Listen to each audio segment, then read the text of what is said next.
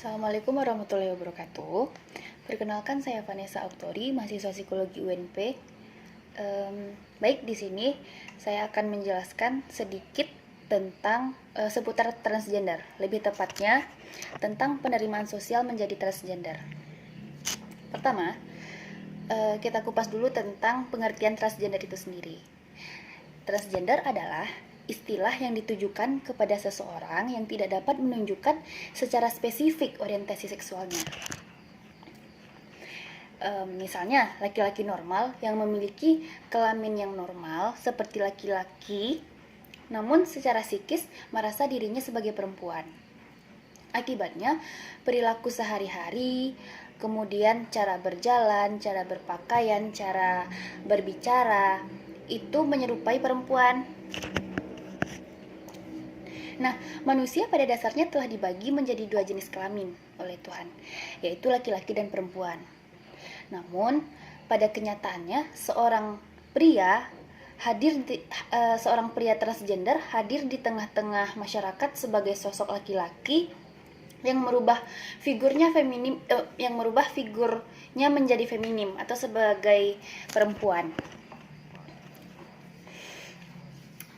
Kemudian, kehadiran seorang waria merupakan suatu proses yang panjang, baik individu maupun sosial.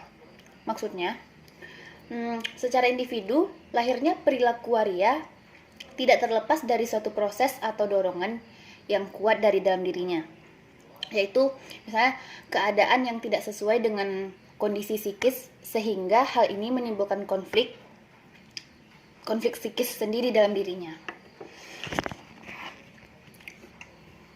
Meskipun peran gender telah ditetapkan oleh sebuah budaya, tetapi penyimpangan identitas gender tetap saja terjadi. Hal tersebut terjadi saat individu mengidentifikasi jenis yang berbeda dengan kuat dan cenderung menetap pada tubuhnya dengan jenis kelamin yang mereka miliki saat ini. Hal tersebut mengakibatkan munculnya perasaan laki-laki atau perempuan pada fisik yang berbeda, sehingga membuat mereka ingin hidup dalam identitas gender yang tidak sesuai dengan jenis kelaminnya yang sebenarnya. Atau itulah yang disebut dengan istilah transgender. Pada tahun 2005, Carroll mengatakan bahwa individu dengan gangguan identitas gender umumnya sudah memiliki indikasi gangguan tersebut sejak lahir. Dari mereka bayi, maksudnya itu dari mereka baru saja lahir, di mana mereka sudah bisa merasakan dan meyakini bahwa dirinya adalah jenis kelamin yang ia rasakan, dan perasaan tersebut akan terus berlanjut hingga mereka dewasa. Nah, faktor perasaan yang sejak lahir tadi akan semakin kuat ketika dipengaruhi oleh lingkungan. Misalnya ketika seseorang ini lingkungannya, misalnya seorang laki-laki, kebanyakan temannya itu perempuan. Nah, perasaan yang sudah diyakini sejak lahir tadi itu akan semakin kuat. Nah, gitu loh. Nah, kemudian banyaknya fenomena yang terjadi saat ini di mana kenyataan lebih banyak laki-laki yang memilih menjadi waria. Bagi manusia normal, identitas seksualnya sejak lahir itu akan menjadi pilihannya. Maksudnya itu ketika mereka lahir, mereka meyakini mereka adalah seorang laki-laki atau seorang perempuan. Nah, bagi orang normal itu adalah jalannya. Tapi bagi mereka yang menyimpang dari jalannya, itu akan berkelanjutan sampai mereka dewasa. Kemudian di sini saya akan memaparkan atau bercerita sedikit tentang dua subjek yang saya miliki. Yang pertama, subjek pertama berinisial IR, berusia 28 tahun. Di sini berdomisili saat ini di Payakumbuh dan merasakan perubahan secara signifikan itu sedari usia 17 tahun ketika SMA. Nah, subjek merasakan bahwa dirinya berbeda pada saat ia duduk di bangku SMA dan memutuskan untuk berubah setelah di bangku SMA. Maksudnya itu ketika ia masih di bangku SMA, secara sepenuhnya itu belum seutuhnya menjadi perempuan. Maksudnya itu penampilan dan lain-lainnya itu belum menjadi perempuan.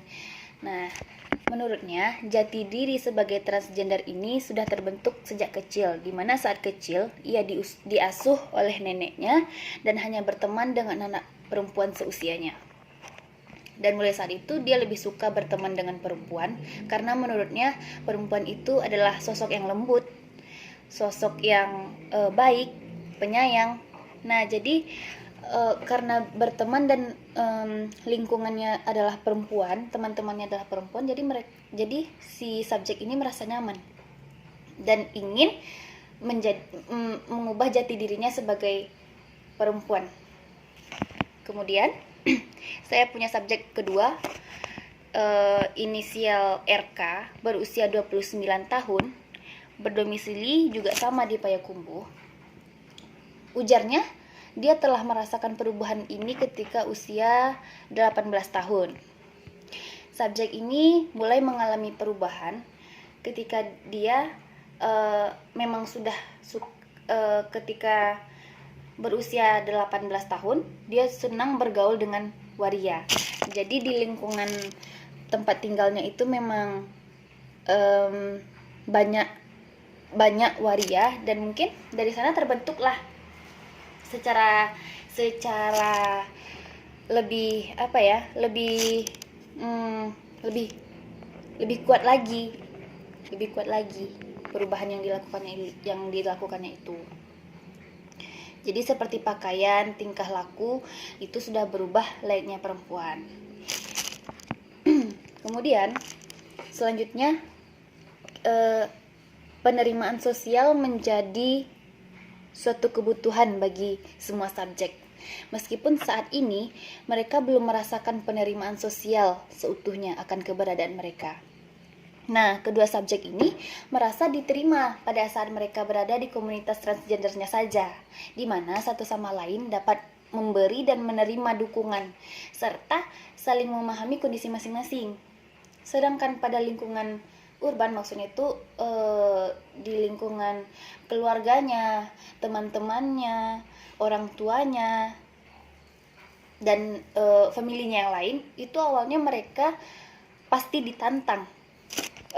Terutama orang tuanya itu pasti tidak setuju dengan perubahan atau pilihan hidup yang telah dipilih oleh subjek.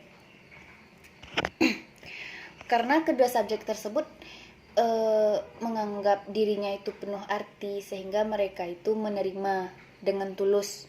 Jadi misalnya mereka sadar kok bahwa apa yang mereka pilih itu berbeda dengan orang-orang kebanyakan. Jadi nggak apa-apa.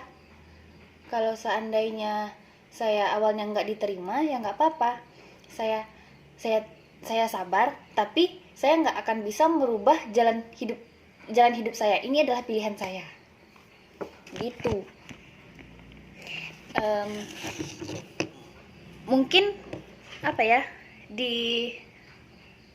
bagi kita atau bagi teman-teman yang sedang menonton, masih ada yang berpendapat seperti orang-orang yang saya ceritakan dalam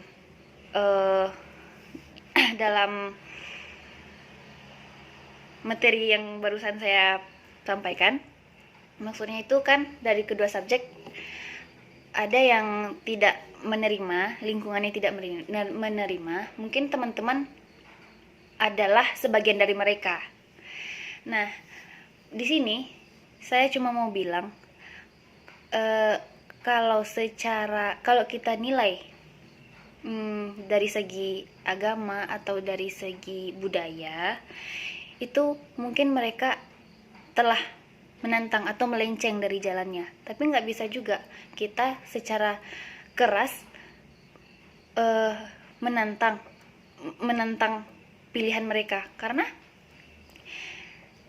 setiap manusia itu punya pilihan hidupnya masing-masing, setiap manusia itu punya jalannya masing-masing, setiap manusia itu berhak memilih bagaimana kehidupannya ke depannya. Jadi kalau seandainya kita atau teman-teman punya kenalan atau punya teman yang menjadi waria, mungkin boleh kita menasehati mereka, tapi dengan catatan untuk tidak memaksa gitu. Sekian penyampaian dari saya.